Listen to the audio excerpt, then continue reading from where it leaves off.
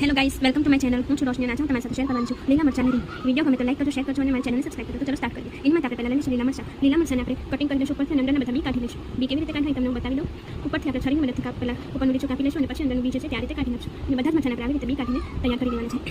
મરચાં બધા આવી રીતે તૈયાર થઈ જાય પછી આપણે એને રાઉન્ડ શેપમાં કટિંગ કરી લેવાના છે.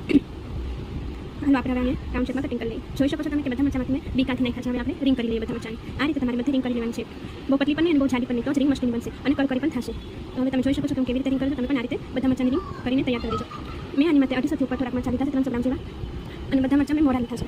અમારી ઘરે તીખા કોઈ નથી ખાતું એટલા. તો રિંગ તૈયાર થઈ ગઈ છે અને હવે આપણે થોડા તીખાસીમાં એડ કરવા માટે આદુ મરચાં અને લસણનું ક્રશ કરી દઈશું કટરમાં. આની માટે મેં 3 તીખા મરચાં અને 3 નાની તીખી મરચી લીધી છે, જેથી થોડું તીખો ટેસ્ટ આવે. કારણ કે જે મોટા મરચાં આપણે લીધા છે એમાં બિલકુલ પણ તીખાશ હોતી નથી. તો હવે આપણે પહેલાં કટિંગ કરી બધું ક્રશ કરી લઈએ. ક્રશ થઈ ગયા છે મરચાં, હવે આપણે ધાણાનું કટિંગ કરી લઈએ. આમાં આપણે ધાણા નાખશું તો ધાણાનો ટેસ્ટ બહુ જ મસ્ત આવે છે.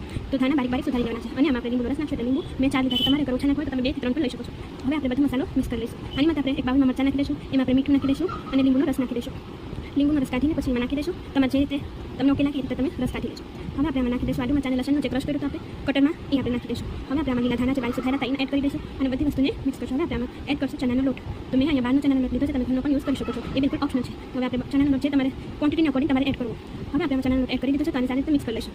પહેલાં મેં ચમચીથી કર્યું પણ ચમચીથી આમાં બરાબર મિક્સ થાય નહોતું. તો હવે આપણે હાથના મદદથી સારી રીતે બધી વસ્તુ મિક્સ કરી લઈશું, જેથી લોટ અને મસાલો બધું સારી રીતે મેરિનેટ થઈ જાય. હવે આપણે 5-10 મિનિટ માટે સાઈડ પર રાખી દઈશું ઢાંકીને. હવે આપણે એક કઢાઈમાં તેલ કાઢી લઈ, તેલને ગરમ કરવા મૂકી દઈ.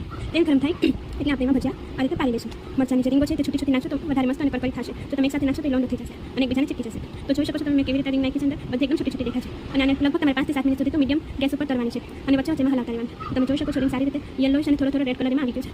આવો જ કલર રાખશો તો મસ્ત લાગશે, નહીતર વધારે લાલ થવા દેશો તો થોડો બરેલાનો ટેસ્ટ આવશે. હવે આપણી રીંગ રેડી થઈ ગઈ છે તો હાલ આપણે કાઢી લઈએ અને એક ડિશમાં સર્વ કરશું. ડિશમાં પહેલાં કાઢી લઈએ. પેપર ઉપર જે તેલ હોય એ બધું આમાં સસાઈ જાય અને તેલ ન લાગે. હવે આપણે મરચાંની રીંગ રેડી થઈ ગઈ છે. તો તમને આ વિડીયો ગમ્યો હોય તો પ્લીઝ લાઈક કરજો અને